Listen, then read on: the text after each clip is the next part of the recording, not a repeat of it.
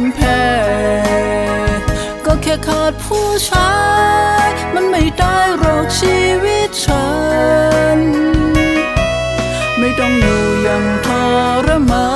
นกับผู้ชายเฮงสวยอย่างแกก็แค่ผู้ชายจะมีอะไรดีนักหนาก็ในเมื่อเรานั้นเกิดมาต่างก็มีหนึ่งสมองกับสองมือเท่ากันฉันจะไม่ยอมแพ้ไม่อ่อนแอกับโชคชะตาที่ผ่านมาเธอทำให้ฉันได้เรียนรู้คำว่าผู้ชายไม่ได้มีความหมายอะไรกับฉันอีกต่อไปคำว่าผู้ชายก็เรียกกันได้ทั่วไปแต่คำว่าลูกผู้ชายไปตายซะไปตายเสียก่อนค่อยกลับมาเกิดใหม่อีกครั้งแล้วค่อยว่ากัน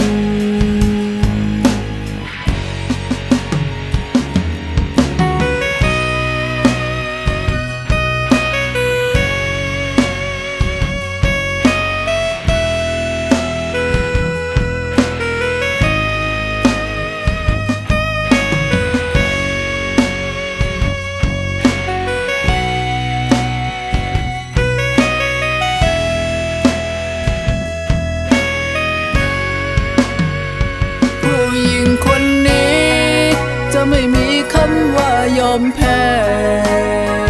ก็แค่ขาดผู้ชายมันไม่ได้หรอกชีวิตฉันไม่ต้องอยู่อย่างทรมานกับผู้ชายเฮงสวยอย่างแกก็แค่ผู้ชายจะมีอะไรดีนักหนา